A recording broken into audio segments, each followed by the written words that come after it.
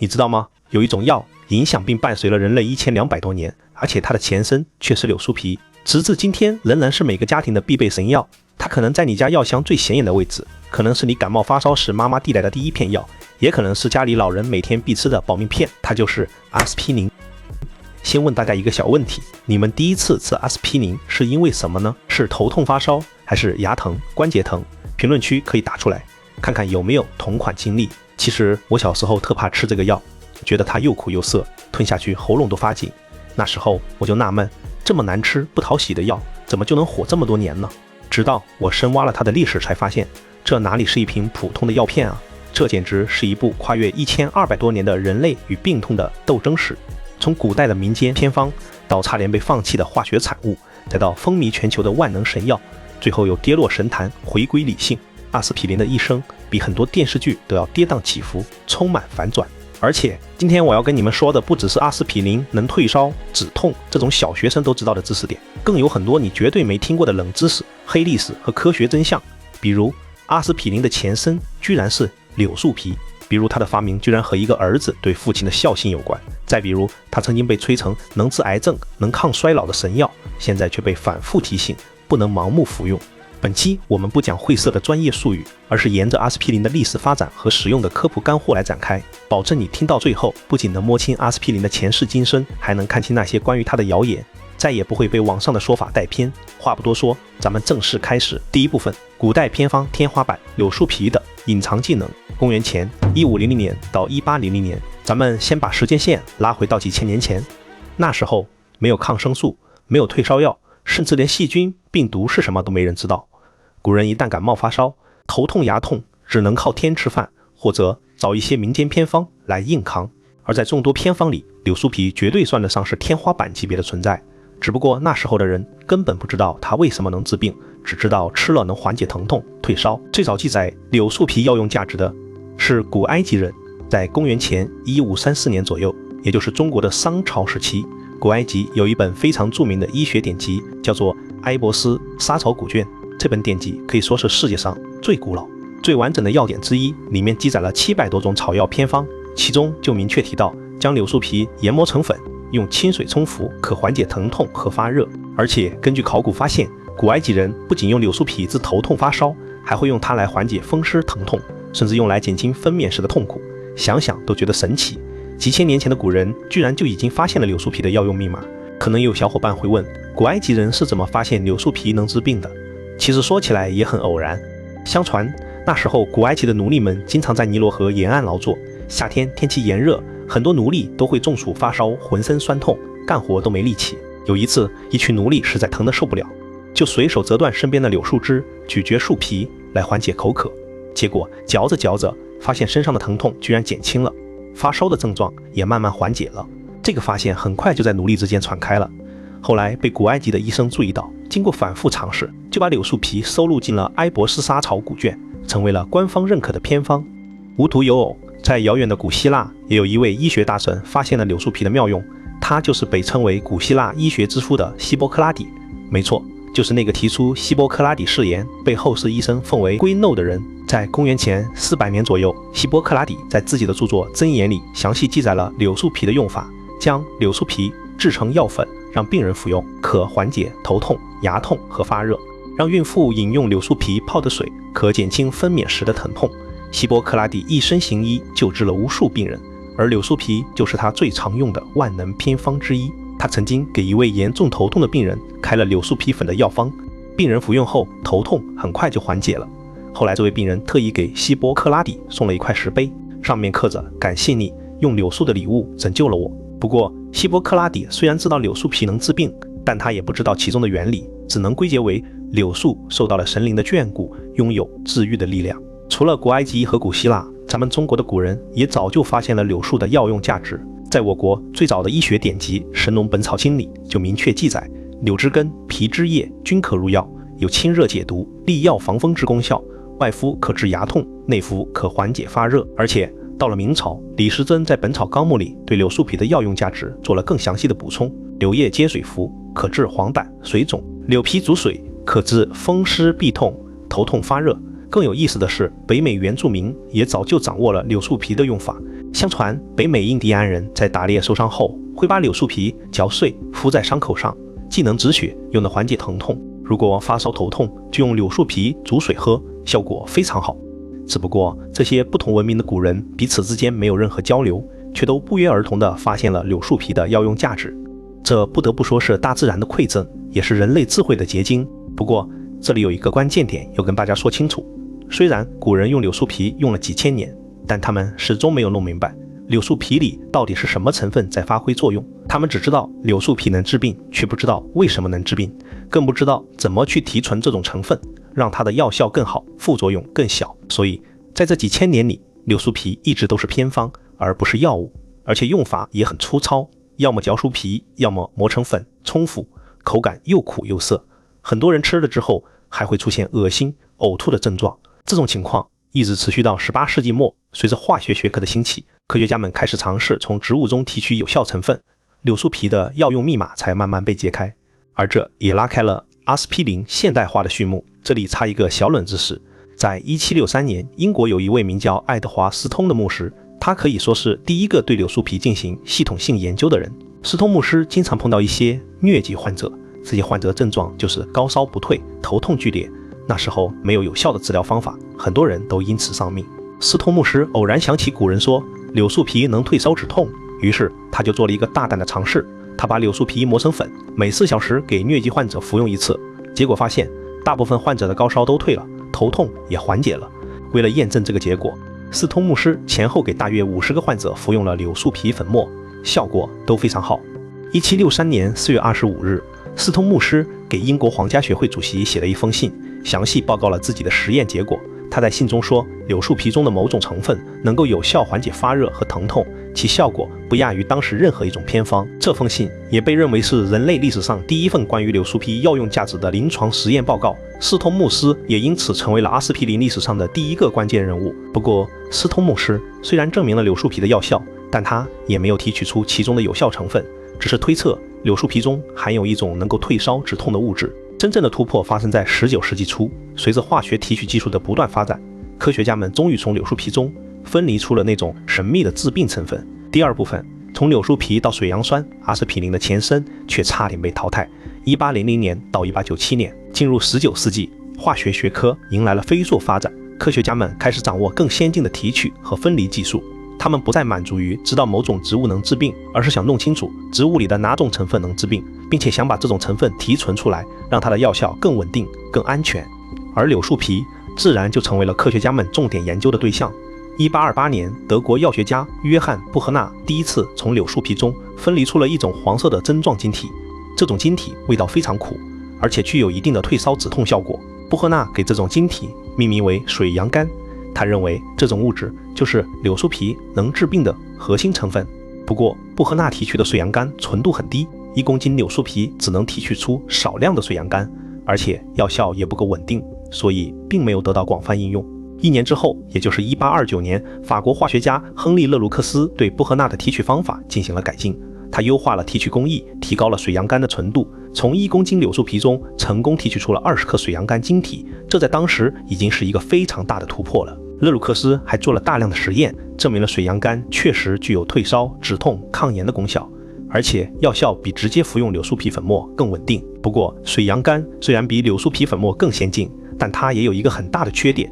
口服之后会在人体内分解，产生一种叫做水杨酸的物质，而水杨酸对胃肠道有很强的刺激性，很多人服用后会出现恶心、呕吐、胃痛、胃溃疡等症状，严重的甚至会出现消化道出血。而且水杨苷的味道非常苦，即使提纯之后口感也依然很差，很多患者都难以接受。真正的关键突破发生在1838年，这一年意大利化学家拉斐尔·皮里亚在研究水杨苷的过程中发现了一个重要的规律，水杨苷在稀酸或者人体内的酶的作用下会水解成葡萄糖和水杨醇，而水杨醇经过氧化之后会生成一种新的物质水杨酸。皮里亚还成功的通过化学方法直接从水杨苷中提取出了水杨酸，并且确定了水杨酸的化学结构，这是人类历史上第一次明确知道柳树皮治病的核心成分就是水杨酸。皮里亚的发现彻底揭开了柳树皮药用密码的神秘面纱，也为阿司匹林的诞生奠定了坚实的基础。因为水杨酸的药效比水杨苷更强、更稳定，而且提取工艺也更简单，所以很快就被广泛应用于医学领域，成为了当时治疗头痛、发烧、风湿疼痛的主流药物。不过，水杨酸虽然药效好，但它的缺点也非常突出，而且比水杨苷的缺点更严重。第一个缺点就是对胃肠道的刺激性极强，因为水杨酸是一种酸性物质，口服之后会直接刺激胃黏膜，破坏胃黏膜的保护屏障，导致胃痛、反酸、恶心、呕吐等症状。长期服用还会引发胃溃疡、十二指肠溃疡，甚至消化道出血。有记载显示，在19世纪中期，很多长期服用水杨酸的风湿患者都出现了严重的胃痛症状，甚至有人因为消化道出血而死亡。第二个缺点就是味道极其苦涩，而且还有一种难闻的异味，很多患者服用的时候都会忍不住呕吐，尤其是儿童，根本无法接受这种口感。第三个缺点就是药效不够稳定，不同批次的水杨酸药效差异很大，而且服用剂量很难控制，剂量太小达不到治疗效果，剂量太大又会增加副作用的风险。也正因为这些缺点，水杨酸虽然在当时很流行，但也一直备受争议。很多研究者都呼吁要对水杨酸进行改进，降低它的刺激性，改善它的口感，让它变得更安全、更易用。而在众多尝试改进水杨酸的科学家当中，有一位法国化学家曾经离成功只有一步之遥，他就是夏尔·热拉尔。1853年，法国化学家夏尔·热拉尔尝试用乙酰氯和水杨酸钠混合进行化学反应，试图合成一种刺激性更小、口感更好的水杨酸衍生物。没想到这次实验居然成功了，它合成出了一种新的物质，这种物质的刺激性比水杨酸小了很多，而且口感也有所改善，药效也和水杨酸差不多。热拉尔给这种新物质命名为乙酰水杨酸，没错，就是我们今天所熟知的阿司匹林的核心成分。按道理说，热拉尔的这个发现应该是医学史上的一个重大突破，他应该因此名垂青史，甚至成为阿司匹林的发明者。但令人遗憾的是，热拉尔并没有意识到自己这个发现的重大意义，而且当时的实验条件有限，他合成的乙酰水杨酸纯度很低，无法进行大规模生产，也无法进行系统的试验来证明它的安全性和有效性。再加上热拉尔当时的主要研究方向是有机化学，并不是药物研发，所以他并没有继续深入研究乙酰水杨酸，而是放弃了这个成果，转身去研究其他的化学物质了。就这样，乙酰水杨酸这个潜力股被暂时搁置了下来，这一搁置就是整整44年。在这44年里，水杨酸依然是治疗头痛、发烧、风湿疼痛的主流药物。虽然它的副作用很大，但人们并没有更好的选择，只能忍着重度服用。不得不说，这是一段非常遗憾的历史。如果热拉尔当时能坚持深入研究，阿司匹林可能会提前几十年诞生，拯救更多人的生命。除了热拉尔之外，在这一时期还有一位科学家为阿司匹林的诞生做出了非常重要的贡献，他就是德国化学家赫尔曼·科尔贝。1859年，科尔贝提出了一种全新的化学反应——科尔贝施密特反应。这种反应可以利用苯酚钠和二氧化碳在高温加压的条件下直接合成水杨酸。在此之前，水杨酸只能从柳树皮中提取，产量非常有限，而且成本很高。而科尔贝的这个方法让水杨酸可以通过化学合成的方式大规模生产，成本大大降低，也为后来乙酰水杨酸的大规模生产奠定了基础。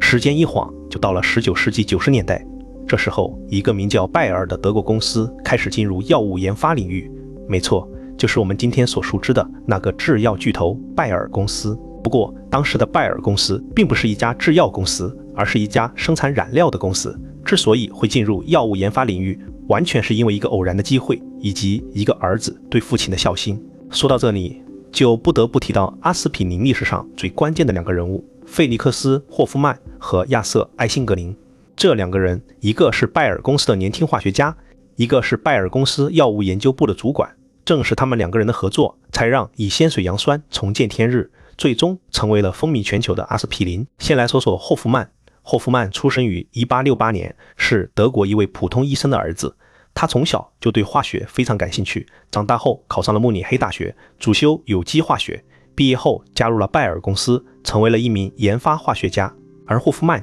研究乙酰水杨酸的初衷，并不是为了追求名利，而是为了自己的父亲。霍夫曼的父亲患有严重的风湿性关节炎，每天都被关节疼痛折磨，只能靠服用水杨酸来缓解疼痛。但水杨酸的刺激性太强，他的父亲服用后经常出现严重的胃痛、恶心、呕吐等症状，有时候甚至会呕吐出血。霍夫曼看在眼里，疼在心里。他下定决心一定要研究出一种副作用更小、更安全的止痛药来缓解父亲的痛苦。1897年，霍夫曼在拜耳公司的实验室里开始了自己的研究。他查阅了大量的文献资料，偶然看到了热拉尔在1853年合成乙酰水杨酸的实验报告。这时候，距离热拉尔合成乙酰水杨酸已经过去了44年，很多人都已经忘记了这个成果。霍夫曼受到了热拉尔实验的启发，决定重新研究乙酰水杨酸，优化合成工艺，提高它的纯度，并且验证它的安全性和有效性。霍夫曼的研究过程并不是一帆风顺的，他每天都泡在实验室里，重复着枯燥的实验，优化反应条件，调整试剂比例，一次又一次的尝试，一次又一次的失败。有时候为了一个实验数据，他会连续工作10几个小时，甚至通宵达旦。有时候实验失败，合成出来的物质不仅没有药效，还具有很强的毒性，他也没有放弃。而这时候，拜耳公司药物研究部的主管艾辛格林也注意到了霍夫曼的研究。艾辛格林是一位非常有远见的科学家，他看到了霍夫曼研究的潜力，不仅给了霍夫曼足够的实验经费和设备支持，还亲自指导霍夫曼的实验，帮助他解决实验中遇到的难题。艾辛格林告诉霍夫曼，水杨酸的缺点是刺激性太强，而乙酰水杨酸作为水杨酸的衍生物，很可能能够保留水杨酸的药效，同时降低它的刺激性。只要我们能提高它的纯度，优化它的合成工艺，它一定能成为一种非常优秀的药物。在艾辛格林的指导和支持下，霍夫曼的研究终于有了突破。1897年8月10日，霍夫曼在自己的实验笔记本上写下了这样一段话：我得到的乙酰化产物与文献中所说的不同，它与三氧化铁不反应且没有腐蚀性，意味着它与水杨酸显著不同。根据这些性质，我觉得我已经发现了一种合成乙酰水杨酸的方法，它在医药方面一定会有重要用处。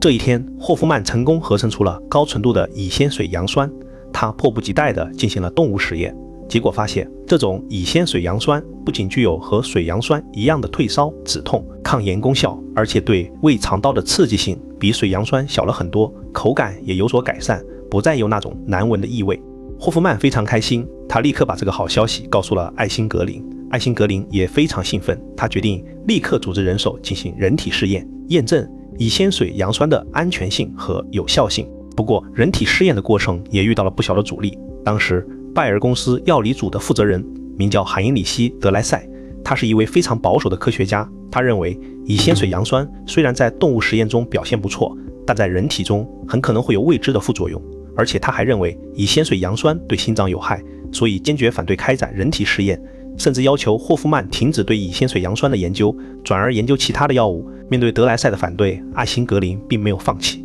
他坚信乙酰水杨酸是一种非常有潜力的药物，能够帮助无数被疼痛和发热折磨的患者。为了证明乙酰水杨酸的安全性，艾辛格林做出了一个大胆的决定。他首先在自己身上进行了试验，每天服用一定剂量的乙酰水杨酸，连续服用了1个星期，结果发现自己没有出现任何不适症状，而且之前偶尔出现的头痛也得到了缓解。艾辛格林的勇气打动了身边的很多同事，他们也纷纷自愿加入到试验中来。艾辛格林组织了一批志愿者，其中包括拜耳公司的员工和一些患有头痛、发烧、风湿、疼痛的人，给他们服用乙酰水杨酸，然后观察他们的反应。试验的结果非常令人满意，绝大多数志愿者服用乙酰水杨酸后，头痛、发烧、关节疼痛等症状都得到了明显的缓解，而且只有少数人出现了轻微的恶心、反酸等症状，没有出现严重的胃肠道刺激和其他副作用。虽然试验的结果非常好，但德莱塞依然坚持自己的观点，反对将乙酰水杨酸推向市场。这时候，艾辛格林只能向拜耳公司的高层求助。他把试验的结果详细的汇报给了拜耳公司的总经理弗里德里希·拜尔，并且向他阐述了乙酰水杨酸的巨大市场潜力。弗里德里希·拜尔是一位非常有商业头脑的人，他看到了乙酰水杨酸的商机，于是亲自出面干预了这件事，要求德莱塞停止反对，并且全力支持乙酰水杨酸的后续研发和推广工作。就这样，在艾辛格林的坚持和拜耳公司高层的支持下，乙酰水杨酸终于摆脱了被放弃的命运，开始走向市场化的道路。而接下来就是给这种新药物命名以及大规模生产和推广的过程，这也是阿司匹林封神之路的开始。第3部分，封神之路，从乙酰水杨酸到阿司匹林，风靡全球的万能神药。1899年到1980年，1899年，拜耳公司正式给这种高纯度的乙酰水杨酸命名为阿司匹林。可能有小伙伴会好奇，这个名字是怎么来的？其实，阿司匹林这个名字并不是随便起的，而是有很深的含义，而且和它的成分、起源都有关系。阿司匹林的名字由3个部分组成，第一部分 A 来自于乙酰基的首字母，因为乙酰水杨酸的核心结构就是乙酰基。第二部分 Sparing 来自于水杨酸的前身水杨苷，而水杨苷最早是从柳树皮中提取的，柳树的拉丁学名是 Salix， 所以 Sparing 就来源于 Salix。 第三部分，在当时的德国，很多药物的名字都会加上 in 这个后缀，所以最终就有了阿司匹林这个名字。这个名字简洁好记，而且朗朗上口，非常适合推广。后来阿司匹林这个名字不仅成为了这种药物的商品名，还逐渐成为了乙酰水杨酸的通用名，被全世界所熟知。直到今天，不管是在哪个国家，不管是哪种语言，人们提到乙酰水杨酸都会称之为阿司匹林。不得不说，拜耳公司当年的这个命名真的非常成功。1899年3月6日，拜耳公司正式向德国专利局申请了阿司匹林的专利，并且开始大规模生产阿司匹林。拜耳公司优化了霍夫曼的合成工艺，采用了科尔贝施密特反应，大规模合成水杨酸，然后再将水杨酸乙酰化，生产出高纯度的阿司匹林。这样一来，阿司匹林的生产成本大大降低，产量也大大提高，能够满足全球市场的需求。而且拜耳公司还非常注重阿司匹林的包装和推广，他们将阿司匹林制成了白色的药片，包装在小巧的玻璃瓶里，上面印有拜耳公司的标志和阿司匹林的名字，看起来非常专业。卫生这在当时是非常新颖的包装方式，因为那时候的药物大多都是粉末状，没有固定的剂型，也没有规范的包装。拜耳公司还在报纸、杂志上大量投放广告，宣传阿司匹林的功效，声称它能治疗头痛、发烧、牙痛、关节痛、风湿痛，无副作用，老少皆宜。很快，阿司匹林就风靡了整个德国，然后迅速传遍了整个欧洲，再后来又传到了美洲、亚洲、非洲等各个国家和地区。那时候没有抗生素，没有退烧药，阿司匹林的出现就像是救命稻草一样，拯救了无数被疼痛和发热折磨的人。不管是感冒发烧的小孩，还是患有风湿疼痛的老人，不管是牙痛的年轻人，还是分娩时疼痛的孕妇，都会服用阿司匹林，而且效果都非常好。有记载显示，在1900年，也就是阿司匹林上市后的第2年，全球阿司匹林的销量就达到了100万片。到了1910年，全球阿司匹林的销量已经突破了1亿片。到了1920年，阿司匹林已经成为了全球最畅销的药物，没有之一，被人们称为万能神药、世纪之药。而且阿司匹林的应用范围也在不断扩大。一开始人们只知道它能退烧、止痛、抗炎，但随着医学研究的不断深入，科学家们发现阿司匹林还有很多其他的功效。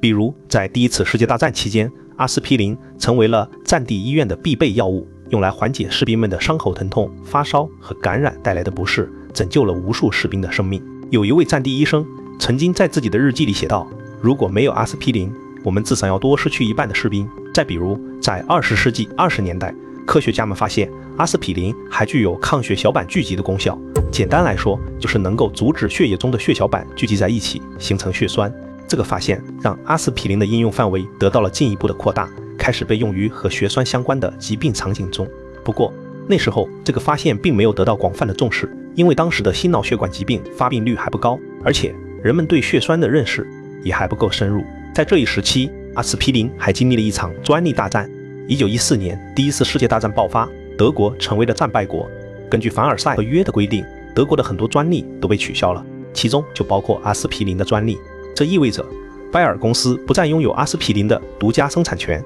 其他国家的制药公司也可以生产和销售阿司匹林。很快，全球各地的制药公司都开始大规模生产阿司匹林，市面上出现了很多不同品牌的阿司匹林，价格也变得更加便宜，老百姓都能买得起、用得上。这虽然让拜耳公司的市场份额受到了很大的冲击，但也让阿司匹林得到了更广泛的推广，惠及了更多的人。到了20世纪30年代，阿司匹林已经成为了全球家家户户的必备药物，不管是发达国家还是发展中国家，药箱里都能找到阿司匹林的身影。不过，在阿司匹林风靡全球的同时，也出现了一些争议，其中最大的争议就是关于阿司匹林的发现权之争，到底谁才是阿司匹林的发明者？长期以来，拜耳公司一直对外宣传阿司匹林是由霍夫曼发明的，霍夫曼也因此成为了家喻户晓的科学家，被人们称为阿司匹林之父。而埃辛格林的贡献却被有意淡化，甚至被完全忽略。这其中有一个非常黑暗的原因，就是纳粹德国的种族歧视。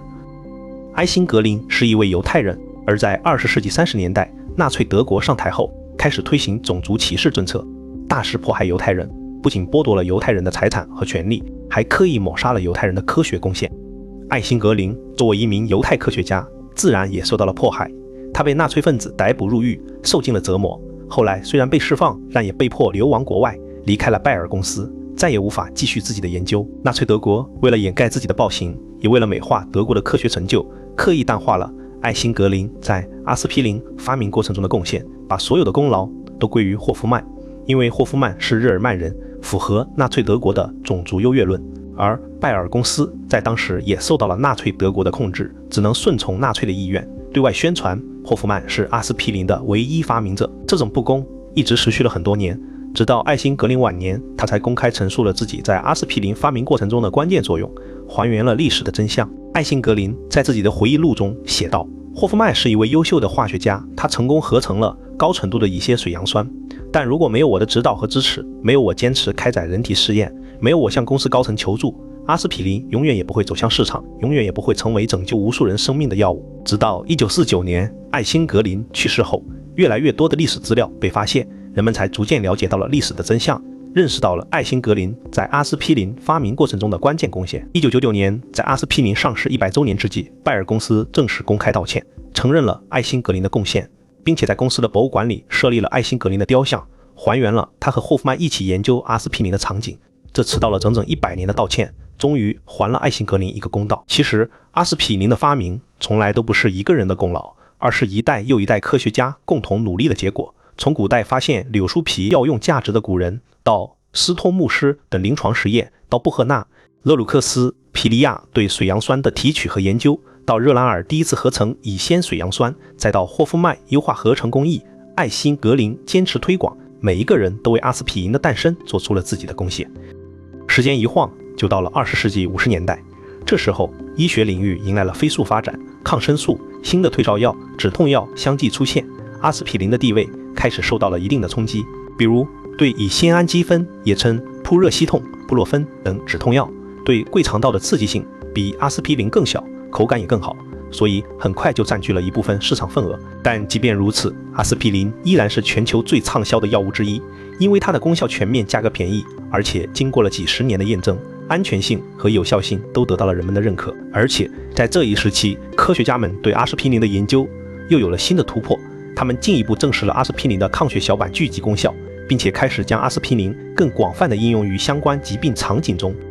20世纪70年代，英国科学家约翰文做了一项著名的临床试验，他选择了一批患有心肌梗死的患者，给他们服用小剂量的阿司匹林，然后观察他们的复发率和死亡率。结果发现，服用小剂量阿司匹林的患者，心肌梗死的复发率比不服用阿司匹林的患者降低了近50特，死亡率也降低了30特以上。这项临床试验震惊了整个医学界，也让人们重新认识到了阿司匹林的价值。从此以后，阿司匹林开始被更广泛地应用于心脑血管疾病相关场景，成为了和血栓预防相关的常用药物，也让人们对它的依赖度进一步提升。到了20世纪80年代，阿司匹林的封神之路达到了顶峰。那时候吸烟率极高，高血压、高血脂的控制情况也很差，而且没有他汀类药物等稳定血管斑块的药物，血管环境可以说是高炎性、高血栓风险。在那个医疗手段匮乏的年代，阿司匹林成为了保护血管的孤勇者，被人们奉为心脑血管疾病的守护神。而且那时候市面上还流传着很多关于阿司匹林的神奇功效，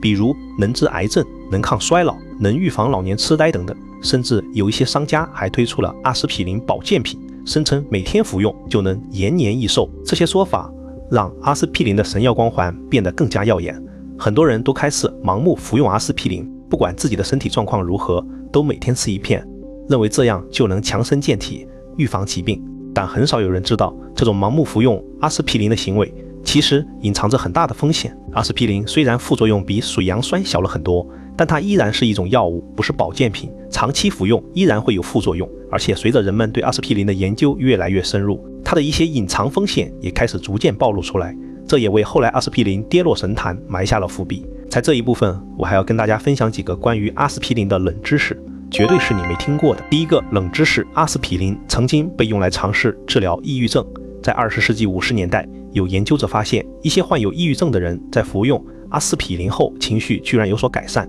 于是就开始尝试用阿司匹林来治疗抑郁症。不过后来的研究发现，阿司匹林对抑郁症的改善效果其实非常有限，而且副作用很大，所以这种用法很快就被淘汰了。不得不说，那时候的研究者真的很敢尝试。第二个冷知识，阿司匹林曾经是可口可乐的配料之一。在20世纪初，可口可乐刚刚诞生的时候，配方里就含有阿司匹林的成分，目的是为了让可口可乐具有提神止痛的功效。不过后来因为阿司匹林的副作用以及人们对健康的重视，可口可乐公司就去掉了配方中的阿司匹林成分。没想到我们平时喝的可口可乐居然和阿司匹林有过这样的交集。第三个冷知识，全球每年消耗的阿司匹林超过1000亿片，也就是说，平均每天全球有近3亿人在服用阿司匹林。这个数字真的非常惊人，足以看出阿司匹林在全球范围内的普及程度。第四个冷知识，霍夫曼后来还合成了海洛因。没错，就是那个危害极大的毒品海洛因。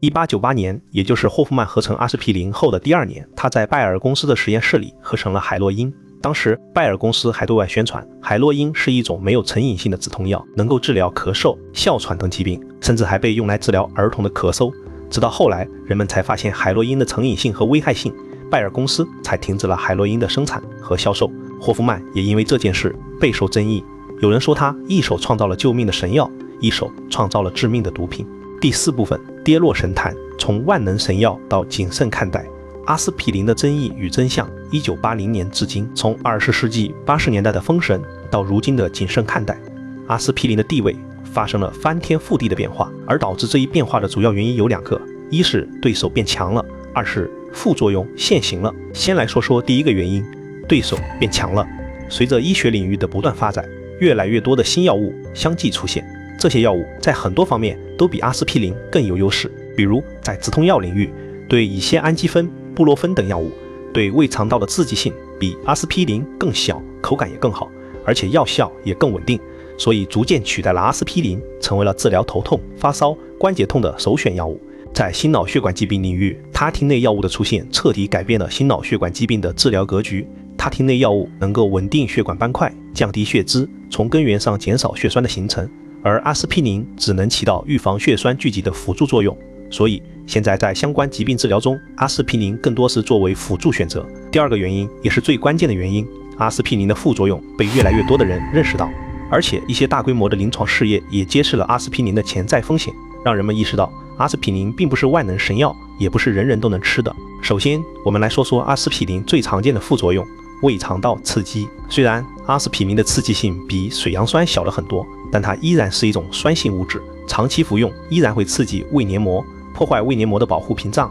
导致胃痛、反酸、恶心、呕吐等症状。长期服用还会引发胃溃疡、12指肠溃疡，甚至消化道出血。根据统计，长期服用阿司匹林的人群消化道出血的风险比不服用阿司匹林的人群高出2至3倍，而且这种风险会随着服用剂量的增加和服用时间的延长而不断升高。其次，阿司匹林还有一个非常危险的副作用，出血风险增加。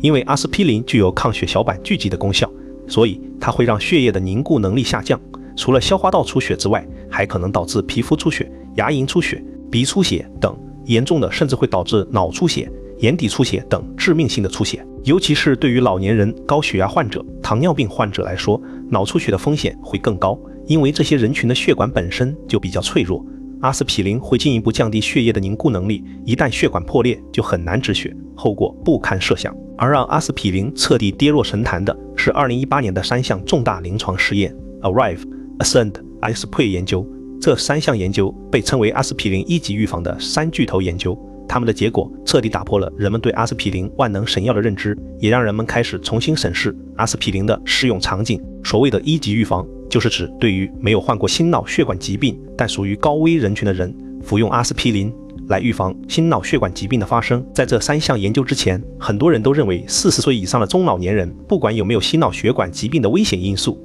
都可以每天服用小剂量的阿司匹林来预防心脑血管疾病。但这3项研究的结果却让人大跌眼镜。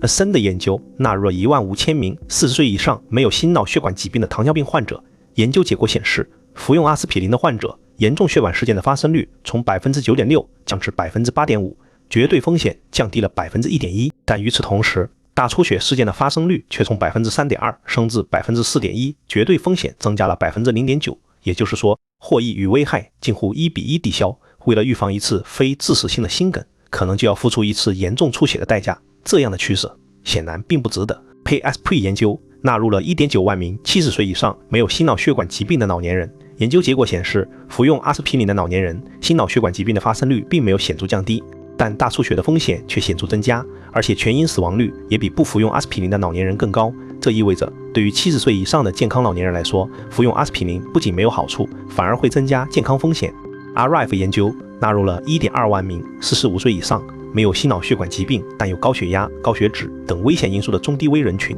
研究结果显示，服用阿司匹林并没有显著降低心脑血管疾病的发生率，反而增加了出血的风险。这意味着，对于中低危人群来说，服用阿司匹林也是弊大于利。这3项研究的结果在全球医学界引起了巨大的轰动，也彻底改变了人们对阿司匹林的认知。此后，欧洲心脏病学会、美国食品药品监督管理局等权威机构纷纷发布声明，调整了对阿司匹林的认知导向，明确表示阿司匹林并非人人适用，盲目服用的风险不容忽视。这一声明彻底打破了阿司匹林万能神药的光环，也让很多盲目服用阿司匹林的人开始醒悟。除了出血风险之外，阿司匹林还有一些其他的副作用，比如过敏反应，虽然不常见，但一旦发生就非常危险。有少数人服用阿司匹林后会出现皮疹、瘙痒、呼吸困难、血管神经性水肿等过敏反应，严重的甚至会出现过敏性休克，危及生命。另外，长期服用阿司匹林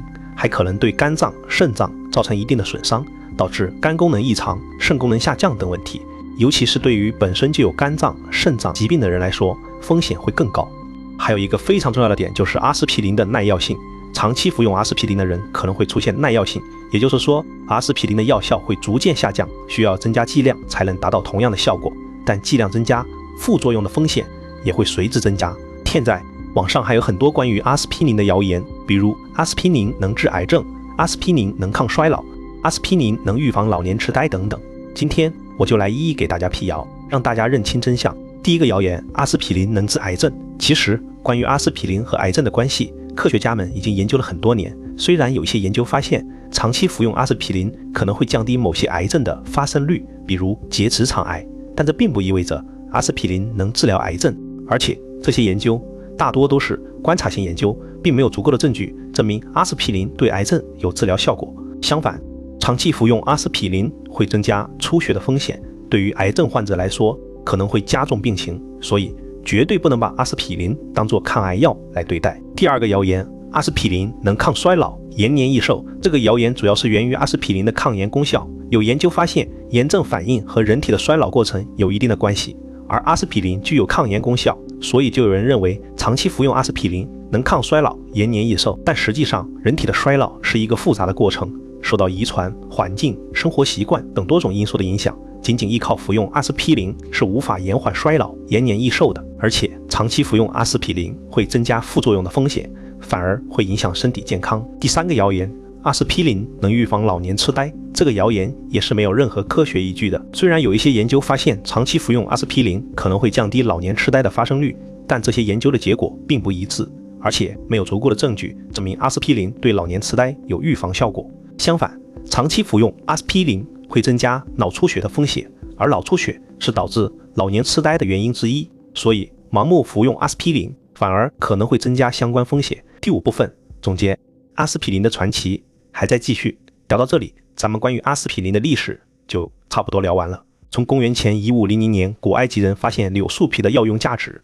到1897年霍夫曼和艾辛格林合作合成出高纯度的乙酰水杨酸，从1899年拜耳公司给它命名为阿司匹林推向市场，到20世纪80年代它成为风靡全球的万能神药。从2018年3项重大临床试验让它跌落神坛，到如今它回归理性，成为医学领域中不可或缺的重要药物。阿司匹林的一生跨越了1200多年，经历了辉煌，也经历了争议，见证了人类医学的进步，也陪伴着一代又一代的人度过了病痛的折磨。回顾阿司匹林的历史，我们不难发现，它的诞生是人类智慧的结晶，是一代又一代科学家共同努力的结果。它的辉煌源于它的神奇功效，源于它拯救了无数人的生命。它的争议源于人们对它的盲目崇拜，源于对它副作用的忽视，而它如今的理性回归，则源于医学研究的不断深入，源于人们对健康的更加重视。阿司匹林从来都不是万能神药，也不是洪水猛兽，它只是一种普通的药物，有自己的优点和缺点。它曾经拯救了无数人的生命，未来它依然会在医学领域发挥着重要的作用，帮助那些需要它的人缓解病痛，抵御疾病。我想，阿司匹林的传奇之所以能够延续1200多年，不仅仅是因为它的药效，更因为它背后那些为了探索医学真相，为了拯救人类生命而不断努力、不断坚持的科学家们，从古代的民间医生到斯通牧师，到布赫纳、勒鲁克斯、皮里亚，到热拉尔，到霍夫曼、艾辛格林，再到后来那些开展大规模临床试验、揭示阿司匹林风险与真相的科学家们，他们之中有人坚守初心，有人错失良机，有人惨遭不公，有人备受争议，但他们都有一个共同的心愿，就是用科学的力量驱散病痛的阴霾，守护人类的健康。好了，本期的内容就到这里了。如果对您有所启发和意义，请记得订阅我。有任何问题或建议，请评论区留言告诉我。下期见。